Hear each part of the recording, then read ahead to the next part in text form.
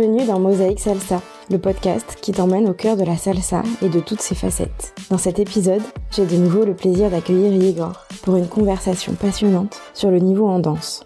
Un sujet qui revient souvent dans les discussions. Comment définir son niveau ? On parle de confiance, d'évolution et de ces moments où l'on stagne avant de faire un bond en avant. Yegor explore aussi l'importance du confort dans la danse, de la connexion avec ses partenaires et du regard des autres. Pour tout ça, nous nous sommes retrouvés dans son salon à Toulouse. Alors installe-toi confortablement et laisse-toi emporter par cette réflexion autour du parcours du danseur et de tout ce qui le rend unique. Bonjour Yegor. Bonjour madame. On a déjà fait un épisode ensemble, mais je vais te laisser te représenter pour celui-ci. Je m'appelle Yegor, je suis danseur de salsa et prof de danse à Toulouse. On va parler ensemble aujourd'hui du niveau de danse. Oui. Qu'est-ce que tu entends par là ? Alors je voulais en parler parce que c'est quelque chose qui revient très souvent dans la discussion, que ce soit avec les élèves ou entre nous, entre danseurs, après une soirée, après un cours, après un show. Et justement, j'ai l'impression que différentes personnes y mettent différentes significations. Donc je trouvais ça intéressant, notamment pour les gens qui se sont pas encore lancés ou qui débutent dans la salsa, c'est quelque chose d'assez flou et qui fait un peu peur. On entend souvent ah non mais trop de niveau, j'ai pas le niveau pour ça ou ce genre de choses là. La seule définition que j'ai trouvée moi un peu concrète du niveau, on va dire, c'est le nombre d'éléments que tu peux réaliser et que tu peux réaliser confortablement ou proprement, on va dire.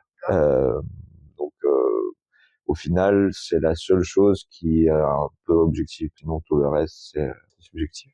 Et ce niveau-là, forcément, il évolue tout au cours de notre carrière de danseuse, de danseur ou d'artiste. Mais aussi, c'est dès qu'on le définit comme ça, on voit que il y a plusieurs niveaux en fait. Chaque personne a plusieurs niveaux. On a un niveau en tant que danseur, danseuse sociaux, en social, en tant que danseur, danseuse solo, et en tant qu'artiste sur scène. Et c'est des niveaux qui peuvent être très différents chez la même personne parce que ce sont des compétences qu'on développe qui sont assez différentes. On a déjà parlé avec d'autres intervenantes dans d'autres épisodes. C'est pas forcément les mêmes compétences qu'on développe pour la piste de danse ou pour la scène par exemple. Du coup, on peut avoir un niveau incroyable dans l'un et un niveau assez débutant en fait en pratique dans l'autre. Et là, tu commençais à parler dans la définition. Si j'ai bien compris, donc il y aurait une caractéristique assez quantitative, le nombre d'éléments. Donc c'est quoi ? C'est le nombre de passes, le nombre de pas, le nombre Oui, c'est ça. d'éléments appris, et un côté du coup plus qualitatif, de le faire confortablement ou correctement. Oui, je pense, parce que le même mouvement, on peut le développer tout au long de sa vie, selon son expérience. Un Suzy-Q peut avoir plein de niveaux différents et Parce que finalement, il y a un aspect, enfin le côté un peu quantitatif de combien de choses je sais faire, que ce soit quand je suis en solo pour faire des chaînes ou quand je guide ou que je suis, enfin ça c'est assez concret. Enfin, je pense que c'est beaucoup plus facile à évaluer que est-ce que je le fais correctement ou est-ce que je le fais confortablement. alors pour moi, pas forcément, parce que pour moi la qualité en solo, ça revient de la quantité, parce qu'en fait un Suzy-Q, il y a 15 façons de le faire. Si tu sais le faire que de 5 manières, t'en as encore 10 à apprendre. Que je dis toujours à des élèves qui viennent, qui ont déjà appris ailleurs, et qui disent, ah oui, mais moi je fais comme ça. Je dis, c'est bien.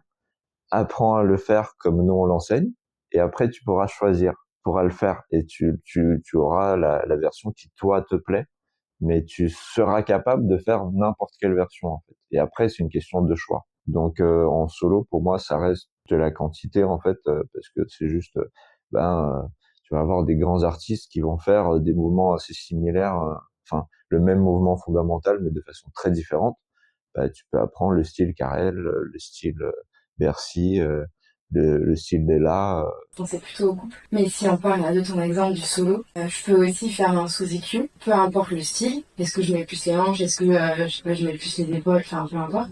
Mais entre le moment où je l'apprends et le moment où je le fais correctement avec les bons appuis, tu vois, ça aussi c'est assez subjectif. Oui, ça c'est entre toi et toi, on va Ouais, dire. du coup, comment j'évalue où j'en suis ? ça reste plus personnel, oui. Pour moi, c'est ça. C'est en fait, t'as le pas de base, et puis t'as le pas de base avec les hanches, puis t'as le pas de base avec les hanches et les épaules. Et après, en gros, c'est chaque fois des versions différentes, entre guillemets, de pas de base. Une fois qu'il est maîtrisé, ça veut dire que tu le fais de façon tout à fait, encore une fois, confortable et naturelle pour toi. Et ça veut dire que c'est maîtrisé. Pour moi, c'est comme en couple, le facteur déterminant, c'est vraiment le confort. Il y a le nombre de passes, d'éléments qu'on sait faire, et le confort, le sien et celui de la personne avec qui on est. Du coup, c'est quelque chose à quoi il faut réfléchir ou en tout cas à quoi il faut s'intéresser. Pour moi, oui, c'est ce qui fait la différence entre de niveau à ce niveau-là. C'est pas est-ce que tu sais faire cet élément, c'est est-ce que tu sais le faire confortablement. Parce que si tu fais un élément et que tu casses le cou de quelqu'un au passage, c'est probablement que tu sais pas vraiment le faire. Alors ça c'est assez évident, mais il y a beaucoup de choses qui peuvent être inconfortables et qui sont moins évidentes. Ouais. Mais il faut en parler. C'est là où je voulais en venir, c'est qu'en fait il faut en parler parce que parfois c'est difficile de se rendre compte que quelque chose n'est pas confortable, que ce soit en suivi ou en guide d'ailleurs. Oui, tout à fait. Et c'est pour ça que la communication est super importante. C'est pas forcément facile d'en parler avec toute personne avec qui on danse en soirée. Mais c'est une compétence qu'on développe et on se rend compte au fur et à mesure, justement, en discutant avec des amis qui dansent l'autre rôle, de ce qui peut être confortable ou pas. Et même en soirée, ça peut arriver de faire un élément, de se dire peut-être que c'était inconfortable et de poser la question, est-ce que ça allait? Et au final, c'est quelques secondes et c'est une phrase en échange. La personne va souvent dire soit ah ben non, moi ça allait, soit elle va dire ah oui, c'était pas top. Ça parfois on arrive même à le faire pendant la danse en fait. Oui. Et les expressions du visage aussi, ça aide beaucoup. Ouais.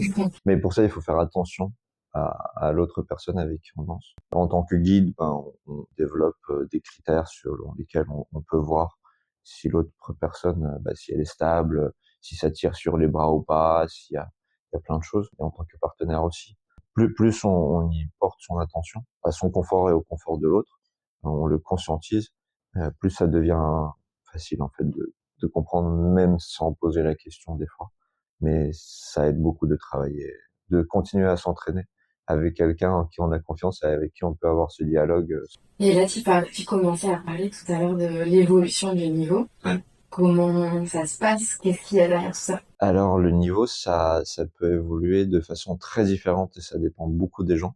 Le niveau effectif va vraiment dépendre du passif d'une personne. Si une personne arrive en salsa avec 10 ans d'autres danses avant, ou si la personne arrive sans avoir jamais dansé et en étant, par exemple, comme moi, quand je suis arrivé, complètement persuadé d'être incapable de danser, ce sera un frein d'autant plus à la danse et à l'évolution. Donc déjà, ça c'est la première chose. Et puis Brian en parlait, il y a des paliers d'évolution, etc. Enfin, on va tous avoir des moments où on arrête d'évoluer, où on régresse, ou alors on a l'impression d'arrêter d'évoluer, mais c'est juste qu'il y a des choses qui sont en train de macérer en fond dans notre corps, dans notre cerveau, et qui ont juste besoin de temps pour se réaliser. Mais nous, on a l'impression que on n'apprend plus rien et qu'en fait, on stagne. Parce que je pense que c'est pas forcément toujours le cas, même si des fois on en a l'impression. Toi, ça fait 10 ans que 10 ans même plus. Ça fait 13 ans, là. 13 ans que tu danses. Est-ce que tu as encore cette impression parfois? En permanence. Selon ce sur quoi on se focalise aussi, par exemple, si par exemple on se focalise sur du show, et qu'on fait plus du tout de social parce qu'on n'a plus le temps, parce qu'on est en entraînement tous les soirs, on va peut-être quand on va retourner sur la piste, on va avoir l'impression d'avoir régressé, d'avoir perdu certains réflexes, ou inversement, si on faisait plein de shows et après on a arrêté pendant 3 ans, quand on va y arriver, on va probablement avoir du mal. Oui, c'est permanent. Pareil, quand on se focalise sur l'enseignement, on a tendance à moins danser, sauf si on a plein de temps libre, mais ce qui n'est pas mon cas. Du coup, ça crée de la frustration à ce niveau-là. Mais c'est bien du coup d'avoir conscience que chaque élément peut se décliner sur plusieurs niveaux et qu'en fait effectivement il y a tellement de domaines différents on a tous des forces, des faiblesses et de garder en tête qu'il y a aussi peut-être des éléments dans lesquels on est plus à l'aise et Oui. Et moi, ce qui m'a beaucoup aidé, c'est que au bout d'un moment, je me suis rendu compte qu'après une phase de stagnation, de frustration, il y a toujours, en tout cas chez moi, ça n'a jamais raté, et j'ai appris à faire confiance au seul processus, c'est que il y a toujours un moment où ça remonte. Toujours, toujours, toujours. Le nombre de fois où j'ai eu, à l'époque où je dansais beaucoup, 3, 4, 5 fois par semaine, je sortais danser et j'avais des semaines où vraiment j'avais l'impression d'arriver à rien. Et ben, il suffisait d'arrêter de danser pendant une semaine ou juste de continuer. Il suffit d'une soirée, d'une danse pour que la perception change et pour qu'il y ait des choses qui se débloquent ou d'un cours qui nous donne des clés, etc. Donc, c'est ça qui est chouette aussi, je trouve. C'est que j'ai l'impression que tant qu'on se fait confiance et tant qu'on continue à rester ouvert, à chercher un peu, à évoluer, etc., ben, ça revient toujours. Et quand on est dans le cas inverse, ou qu'on débute et qu'on n'a pas cette expérience de je sais qu'à un moment donné ça va se débloquer, et tu commençais à parler parfois du côté un peu impressionnant de certains endroits ou de certaines personnes, et on se dit bah, j'ai pas le niveau. Du coup, comment on peut faire pour garder une perception bienveillante et assez juste de notre niveau? Alors, j'ai un élève qui est une grande inspiration pour moi. Il s'appelle Pierre, si tu nous entends. Il est arrivé, il avait jamais dansé, il n'avait pas forcément de facilité, mais il était très motivé, il aimait beaucoup ça. Il s'est lancé et au bout d'un mois, il a fait un festival. Et à ce festival, il a invité tout le monde, y compris toutes les artistes. Et je le voyais danser avec un grand sourire très sincère de joie, à faire des choses qu'il ne maîtrisait pas encore, ou des choses très simples, mais avec cette joie de la découverte et du partage. J'avais l'impression, je veux pas parler pour lui, mais j'avais l'impression, je veux m'imaginer en tout cas, qu'il se disait que, en fait, je suis débutant, c'est normal, on est là pour danser, pas pour faire du show ou de la performance, donc il y a aucun problème à ce que j'invite toute personne avec qui j'ai envie de danser. Parce que moi, pour le coup, j'ai beaucoup été dans cette situation où, au début, où j'osais pas inviter parce que j'avais l'impression d'ennuyer l'autre personne ou quoi. Mais en fait, ça, c'est une logique où on est dans une logique de performance et d'a priori sur le fait que la danse doit être une performance. Alors que non, le fond de la danse, ça reste un partage. Dans les échanges que j'ai eus avec un grand nombre de danseurs et danseuses de très haut niveau, en fait, le niveau est très loin en bas de la liste des critères pour une bonne danse. Et j'ai pu avoir des danses très chouettes avec des personnes qui débutaient, même des personnes dont c'était le premier cours. La danse est avant tout un moment de partage. Si la personne est présente, si elle sourit, si elle s'amuse et elle partage son plaisir de ce qui se passe, en fait, on peut passer un excellent moment. C'est très difficile de l'entendre quand on a ce côté un peu stressé au début, mais j'essaie vraiment d'encourager les personnes qui commencent à moins se poser de questions et à aussi faire la grande différence entre le cours et le social. Parce que en cours, on a tendance à se faire beaucoup corriger et du coup, on voit ses défauts et on a tendance à transposer ça quand on arrive à garder ce bagage-là quand on arrive sur la piste de danse et à se dire toute personne avec qui je vais danser va voir ses défauts. Il y a des gens qui ont malheureuse habitude de corriger les autres sur la piste de danse, donc la personne se retrouve d'autant plus dans ces dynamiques-là, alors que non, on apprend en cours pour pouvoir justement être plus confortable, plus à l'aise, prendre plus de plaisir tout simplement, et donner plus de plaisir à l'autre pendant la danse. Mais sur la piste, on est avec le niveau qu'on a et c'est normal. Une chose dont je me suis rendu compte aussi, beaucoup en enseignant, c'est que chaque personne a le niveau maximal qu'elle peut avoir. Enfin, c'est comme l'idée qu'on est la meilleure personne qu'on peut être à un moment T, en fait, de tout niveau, y compris en niveau de danse. C'est-à-dire que oui, il y a une personne qui va mettre 2 cours, il y a une personne qui va mettre 10 cours à apprendre la même chose. Et en fait, celle qui a mis 10 cours, c'est pas qu'elle est moins bonne ou qu'elle travaille moins ou qu'elle est moins investie ou c'est que à ce moment-là, à cette période-là de sa vie, avec son passé, avec son vécu, ben c'est le maximum que cette personne-là peut faire. Et c'est pas grave parce qu'on est là pour s'amuser.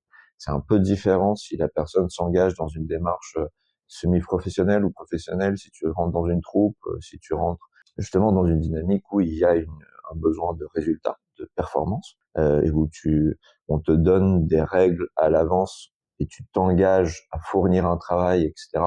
Et ben là, c'est à toi de trouver la façon d'arriver à ce résultat-là. mais ce n'est pas du tout le cas pour toutes les personnes qui sont sur une piste de danse. Et si l'autre personne n'est pas contente de mon niveau quand on danse, en fait, ses attentes sont de sa responsabilité et pas de la mienne. Mais ça, c'est la danse, mais c'est par rapport à toute interaction sociale, en fait. Une fois qu'on prend conscience de ce fait-là, que là, je fais le maximum que je peux faire ce que je veux, j'aurais pas un meilleur niveau que j'ai là maintenant. Je continue à aller en cours, donc mon niveau va s'améliorer, mais là, pendant notre danse, mon niveau, il est ce qu'il est. Donc, soit on s'amuse avec ce qu'on a, soit on va passer 5 minutes très malheureuses tous les deux. donc si on accepte ça, en fait, on peut juste se laisser aller à jouer. On a tendance à oublier, surtout au début, les dimensions de jeu qu'il peut y avoir dans la danse. Là, il y a autre chose que tu amènes, c'est la comparaison aussi aux autres. Oui. Parce que dans l'évaluation qu'on fait de notre niveau, ça entre beaucoup en jeu. Je sais pas si ça se devrait, mais... Oui, ça entre énormément en jeu. Je pense que c'est la façon dont on est éduqué un peu. Mais c'est vrai qu'il y a deux sortes d'approche. En fait, soit tu vas voir quelqu'un qui danse incroyablement et tu vas dire j'ai envie de danser comme cette personne-là, et du coup ça va nous pousser. Soit on va se dire ah mais cette personne-là elle est incroyable, et en plus elle ou lui ils ont 21 ans et moi j'en ai déjà 36 et je vais jamais y arriver, et du coup on baisse les bras et on est tout le temps dans l'autoflagellation de je suis pas assez bon ou assez bonne. Mais oui, la comparaison est très très toxique à ce niveau-là pour pour ça, parce que ça tue le plaisir en fait. On oublie qu'on danse pour soi et pas pour quelqu'un d'autre, et c'est très pareil surtout au début. On se dit mais il y a tellement on arrive en festival, on se dit il y a tellement de bons danseurs, pourquoi est-ce que les gens auraient envie de danser avec moi? Et en fait c'est une erreur de faire prendre la décision à la place de l'autre. Si l'autre personne n'a pas envie de danser avec nous parce qu'on a un niveau qui ne lui convient pas, c'est son affaire, mais c'est à cette personne-là d'apprendre à le dire, et éventuellement, on espère d'apprendre à le dire de façon bienveillante, encore une fois, pour pas brusquer les gens. Mais enfin, je vois pas de souci à ne pas vouloir danser avec quelqu'un alors qu'on a envie de quelqu'un d'un bon niveau. Par exemple, moi, ça va m'arriver sur des chansons très rapides et que j'aime beaucoup, de plutôt refuser une danse à quelqu'un qui débute, parce que je sais que cette personne-là sur une musique rapide va juste galérer à garder son pas de base, et que moi peut-être que cette chanson-là spécifiquement à ce moment-là de la soirée, j'ai vraiment envie d'en profiter avec quelqu'un avec qui on va pouvoir plus s'exprimer dans un vocabulaire salsa plus développé, ce qui m'empêche pas que je pourrais avoir beaucoup de plaisir à danser avec la même personne à un autre moment, tant que je le communique gentiment. Ouais, cette comparaison, elle est dangereuse. Et en plus, elle peut, je pense, complètement influer sur notre expérience de danse. Euh, des fois, on va se mettre la pression justement par la comparaison, et du coup, on arrive dans la danse tendue, du coup, avec une connexion qui se fait mal. Et je pense que ça sert à personne. Mais c'est vrai que culturellement, ça fait partie vraiment des automatismes, et je pense que parfois, ça peut être très difficile de lutter contre ça et de voir les autres comme source d'inspiration plus que comme prétexte pour se dévaloriser. Et les deux ne sont pas incompatibles. Des fois, on s'inspire et à la fois, on se sent inférieur et du coup, ça crispe. Les deux peuvent tout à fait coexister. Puis c'est aussi que de toute façon, il y a des personnes de qui on n'égalera jamais le niveau. Oui. Ça, c'est aussi une réalité. Et je pense qu'il faut tranquilliser avec ça. Après, ça dépend des objectifs qu'on a aussi. Mais l'autre chose qui, moi, m'a beaucoup aidé, c'est aussi de me rendre compte que chaque soirée, à chaque cours, mon niveau évoluait invariablement. C'est mathématique. Enfin, si on y va et qu'on est un minimum conscient pendant le processus, si on fait attention au confort de l'autre, si en cours on fait attention à ce qui est dit, ça va évoluer. Ça va peut-être pas évoluer autant que ce qu'on aimerait, mais ça va évoluer. Ce que je dis toujours à mes élèves, si un cours vous apprenez, il y a un 8 que vous apprenez, au bout de l'année, ça fait déjà 58, et au bout de 10 ans, ça fait 508, et 508, ça fait beaucoup de chansons et beaucoup de combinaisons possibles. Ça, alors que des fois, on se dit, j'ai pas la passe. Oui, mais la passe, c'est quelque chose de long et de complexe où il y a plein de facettes différentes. Si sur cette passe, il y a un élément que tu as compris, c'est déjà ça dans ta besace, et après, tu vas ou dans l'enchaînement des shines. En fait, s'il y a une chose qu'on se débloque, bah, c'est une chose qu'on n'aura plus à se débloquer. Le vocabulaire salsa n'est pas infini non plus. Il y a énormément de choses qui reviennent très régulièrement. Donc justement, chacun de ces petits éléments, on le prend. Et une fois qu'on l'a, on l'a. Je repense à un truc d'hier soir, et ça, je sais que je suis pas la seule à le faire. Il y a des fois des danseuses avec qui, pour lesquelles on va pas passer après. Mm. Parce que justement, t'as l'impression que le contraste de niveau va être tel pour le même danseur. T'as déjà entendu ça ou pas? Ah oui, même moi, même nous, entre potes. Mais en vrai, c'est assez faux. Je me suis rendu compte aussi.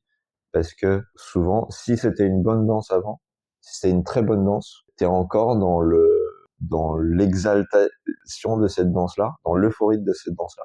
Et la danse d'après, elle est forcément bien. En fait, si la danse, elle était incroyable, t'as tellement d'endorphines dans ton cerveau, la danse d'après, même si tu fais que des cross-body, elle va être cool. Finalement, ils vont en profiter. Exactement, il faut en profiter. Il faut suivre. Exactement. Dansons les bonnes danseuses. C'est ça. Tu sais. C'est pas aussi parce qu'on a dansé avec quelqu'un d'un très bon niveau qu'on a vraiment à profiter de cette danse. Parce que le niveau, encore une fois, ça ne fait vraiment pas tout. Et ça dépend beaucoup de l'autre personne, en fait. Si la personne est présente avec toi, peu importe ton niveau, ce serait une danse chouette. Si elle est présente et dans le partage et dans l'amusement. Et sinon, si ça se trouve, si elle est pas présente avec toi, bah, en fait, elle peut avoir le meilleur niveau. On peut avoir le même meilleur niveau du monde. Ça va pas fonctionner. Donc ce n'est pas tant une question de avec qui on danse avant ou après. C'est l'état d'esprit des deux personnes.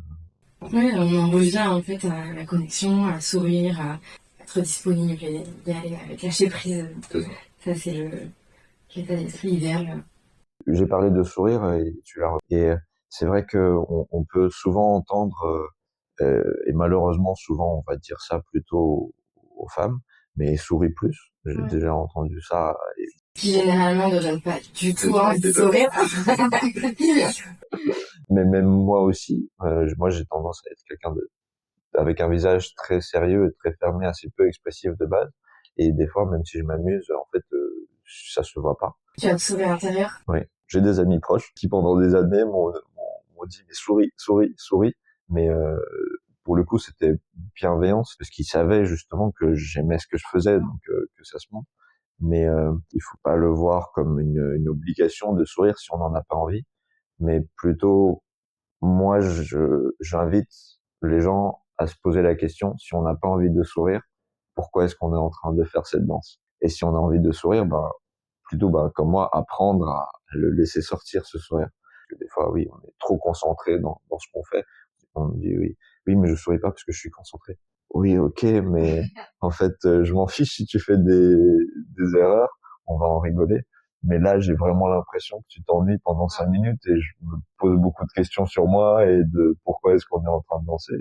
On a cet outil pour montrer à l'autre qu'on aime ce qui se passe, donc il faut pas hésiter à l'utiliser et conscientiser un peu plus, je pense, pourquoi on danse. Comme si on a envie de sortir. Alors ça, c'est différent. Enfin, dans mon ressenti, certaines des meilleures soirées que j'ai faites, j'avais pas envie d'y aller à la base.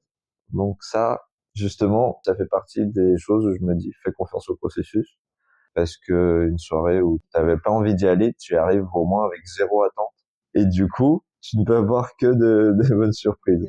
C'est là où il faut venir t'inviter, mais vers la fin de soirée, plus quand t'as un peu trouvé ça.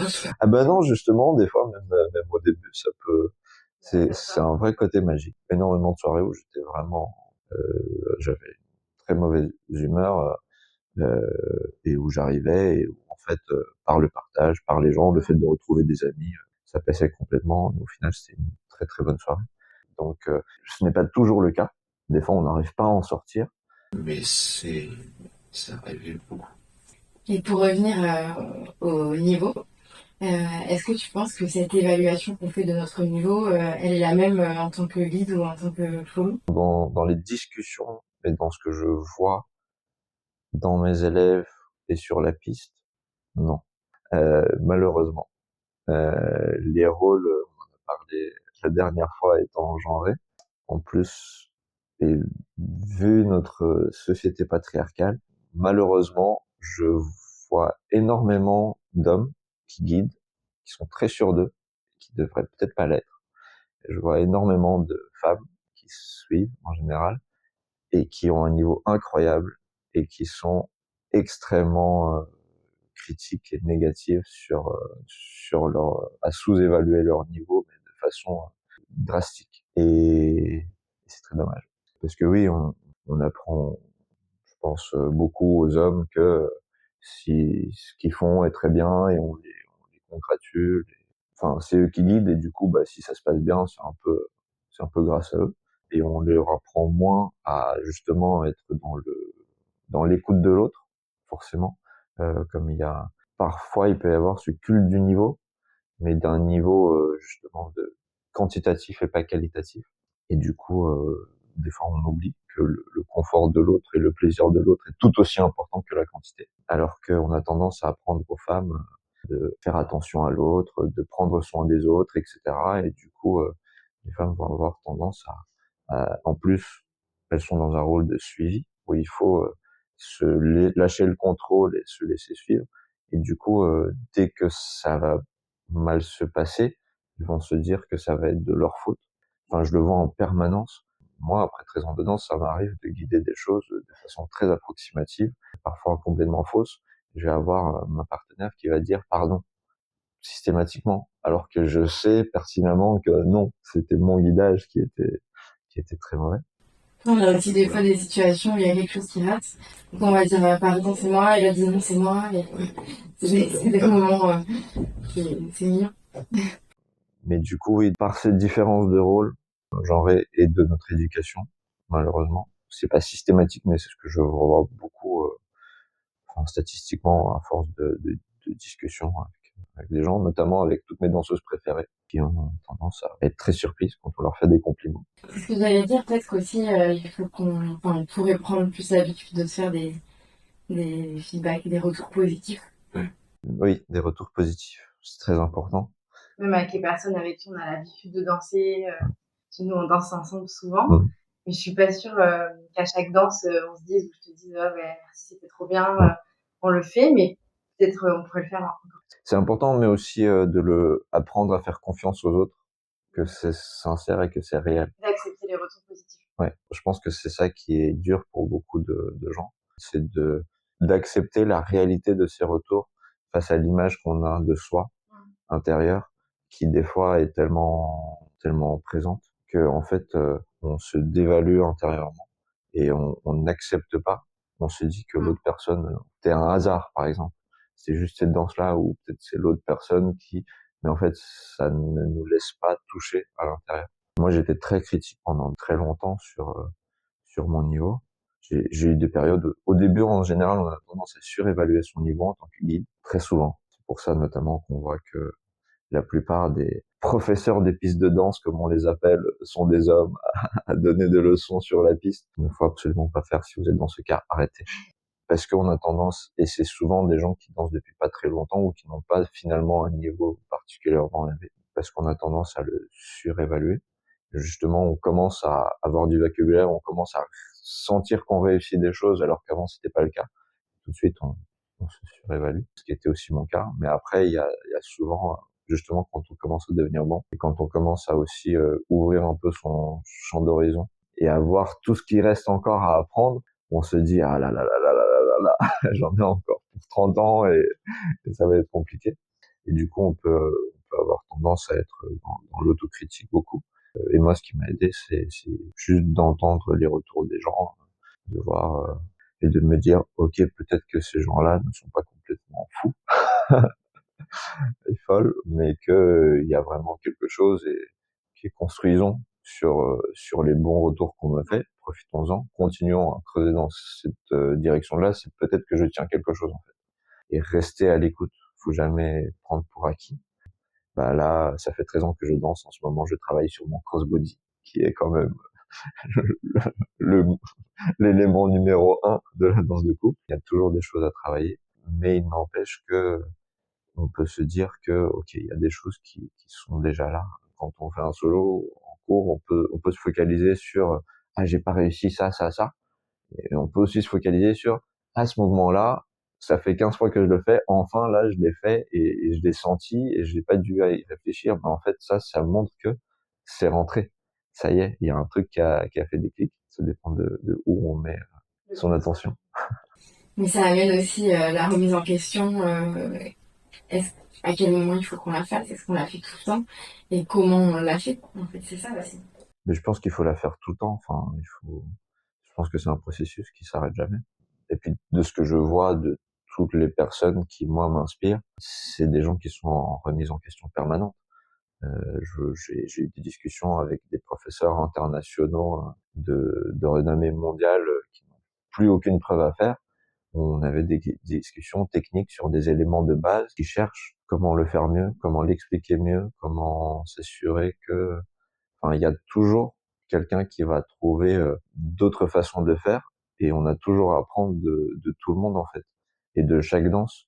Euh, c'est un gros débat qu'on avait eu aussi un peu je crois la dernière fois, c'est que est-ce que c'est la faute au guide ou est-ce que c'est la faute à leur partenaire? Et pour moi, ça reste toujours pourquoi j'insiste sur le fait que tout est la responsabilité du guide, même quand ça se passe mal, c'est que beaucoup trop souvent, c'est les guides pensent, qui sont souvent des hommes, pensent que c'est la faute des partenaires, alors que 99% des cas, ce n'est pas le cas. Et ensuite, parce que justement, pour moi, le vrai challenge, c'est de pouvoir guider ça. Si tu sais réellement le guider, tu sais le guider à quelqu'un qui théoriquement n'aurait pas le niveau pour le faire. Et justement, ces danses-là, elles permettent aussi d'améliorer son niveau parce que ça nous oblige, l'autre personne ne va pas rattraper ce qu'on va faire. Donc ça nous oblige à être d'autant plus dans l'écoute et la perfection du mouvement. Ça arrive aussi de danser avec quelqu'un qui a un niveau supérieur et qui a un guidage tel qu'on se retrouve complètement euphorique en se disant mais effectivement là j'ai fait des choses que je n'arrive pas à faire d'habitude. Et c'est un sentiment très chouette aussi. Ouais, complètement. Moi, ça m'est arrivé quand je suivais, et ça m'est arrivé aussi de danser, d'avoir les mêmes éléments faits par deux personnes différentes. Et là, je comprends. Ok, c'est comme ça que ça doit être guidé. Maintenant, merci. Du coup, je le récupère quand je guide, mais aussi, enfin, souvent en cours, c'est systématique. On va apprendre un élément qui est nouveau pour tout le monde. On va avoir une défi qui suit, qui va nous dire ah mais je comprends pas, j'arrive pas à faire ce mouvement-là, je comprends pas ce qu'il faut faire, je fais n'importe quoi. Et je fais attends, viens, je lui guide, ça passe parce que moi j'ai maîtrisé ce mouvement depuis longtemps, c'est pour ça que je l'enseigne. Je dis t'inquiète pas, ce n'est pas toi. Et c'est un peu caricatural et c'est pas pour mettre la faute sur les guides, mais eux c'est normal qu'ils maîtrisent pas, ils sont en train d'apprendre. S'ils maîtrisaient, ben moi je servirais à rien. Enfin c'est tout le principe du processus d'évolution en fait. Mais c'est là qu'on voit aussi cette dynamique de les filles vont avoir tendance à se dire c'est moi, alors que très très très très souvent pas du tout. On a beaucoup parlé de l'expérience du danseur, mais justement par rapport à l'enseignement, ça c'est une question aussi à partir de quel moment, à partir de quel niveau on s'autorise à enseigner ou est-ce qu'on est légitime à enseigner? C'est une grande question et que chacune finalement doit répondre pour soi un peu. Moi, j'ai commencé à enseigner beaucoup trop tôt. J'avais ce sentiment au début parce que quand on commence, on a une vision assez limitée de ce qu'est la salsa et de ce qu'est le monde de la salsa. Donc, quand on découvre des passes, par exemple, on a l'impression, en fait, on redécouvre la roue 150 000 fois, tous et toutes, et on a l'impression qu'il faut que je partage ça avec les gens. Alors que non, pas du tout. Il y a déjà énormément de passes et de gens qui les enseignent très bien. Ce qu'il faut, c'est pas enseigner des passes, c'est enseigner des passes bien. Pour les savoir les enseigner bien, ça prend beaucoup plus de temps que juste d'apprendre à soi à les faire. Mais voilà, j'avais cette envie-là, mais c'était une envie de partage très sincère finalement, et que beaucoup de gens ont. Je pense que pour enseigner, il faut l'envie de le faire et l'envie de le faire pour les bonnes raisons, pas pour se prouver qu'on sait, mais pour l'envie de partage. Première question de ça, c'est est-ce que quelqu'un te demande de leur enseigner quelque chose ou pas? Si c'est le cas, ben fais-le. Si c'est pas le cas, peut-être pas. Et la deuxième question, c'est effectivement à partir de quel moment on est légitime à le faire. Et pour moi, j'ai beaucoup évolué sur cette question-là, et aujourd'hui, je pense que tout professeur est légitime à enseigner à partir du moment où il en sait plus que ses élèves. Le professeur ne doit être que un pas plus loin sur le chemin que ses élèves. Tant que la personne qui enseigne est consciente du fait que il va falloir soi-même encore beaucoup continuer à évoluer et continuer à s'améliorer, continuer à chercher. Le danger, c'est de se dire, c'est bon, je sais, et d'enseigner la même chose pendant 10 ans, ce qui ne fonctionne pas. On le voit, il y a des écoles comme ça, et c'est un peu malheureux parce que on voit que ça stagne et qu'on a tous notre mea culpa de choses qu'on a enseignées qui étaient fausses, et ce qui est normal. Pour devenir un bon professeur ou une bonne professeure, il faut beaucoup le pratiquer, et au début, quand tu pratiques, tu fais mal. C'est normal. Mais par contre, il faut continuer à évoluer soi-même. Mais pour moi, si on en a envie de le faire, et si on a envie de le faire pour les autres, vraiment pour le partage, pas pour soi, pas pour se relever soi, pour se prouver qu'on sait, pas pour se montrer aux autres ou avoir un statut de professeur, les gens qui cherchent un statut de professeur, que peut-être j'ai eu aussi, je pense, au début, parce qu'on a envie de faire ses preuves auprès des autres, c'est naturel, mais c'est pas les bonnes raisons pour enseigner, parce que c'est pas ça l'essence d'un cours. À partir du moment où on le fait pour les bonnes raisons et qu'on a des choses à enseigner, ben enseignons-les. En fait, parce qu'au final, ça va augmenter la communauté. Et pour moi, c'est une des raisons principales d'enseigner aujourd'hui, c'est qu'il y ait plus de gens qui dansent. J'habite à Toulouse, on a une très chouette communauté, mais elle est petite pour le moment.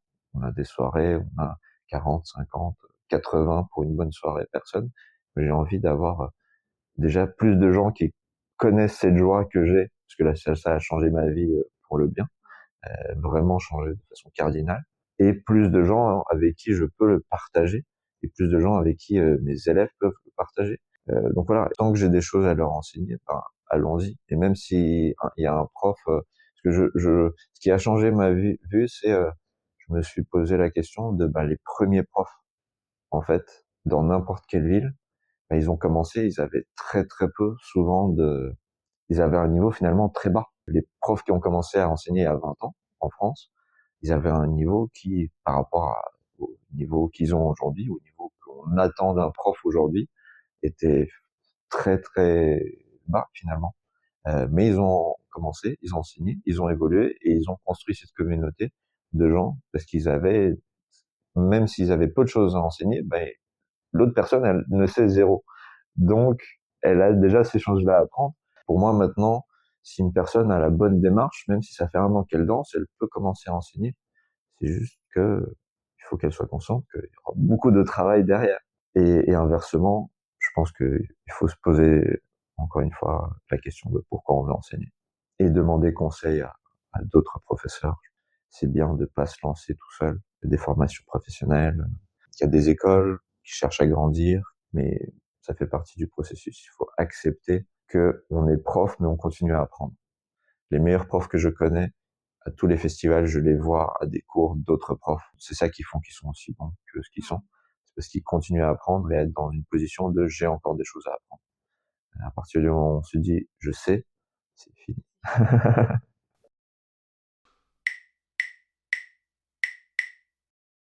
Moi, j'ai une dernière question pour toi, Igor. Oui.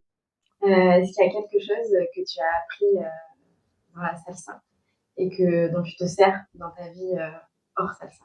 Oui, ce point-là dont je parlais, du fait que le jour où j'ai eu un déclic sur le fait que je n'ai pas besoin d'être parfait dans l'instant, j'ai juste besoin de faire un demi-centimètre dans le sens où je veux aller, et que c'est déjà bien, ça a changé ma vie, vraiment. Parce que je me souviens encore, comme si c'était hier, d'un cours avec Fred de Dance Floor, où je rageais, parce que c'était un cours de salsa hip-hop et qu'il y avait des mouvements que je comprenais pas du tout, et je dansais depuis pas très longtemps, et je crois que je suis sorti de ce cours en jurant contre moi-même, de frustration.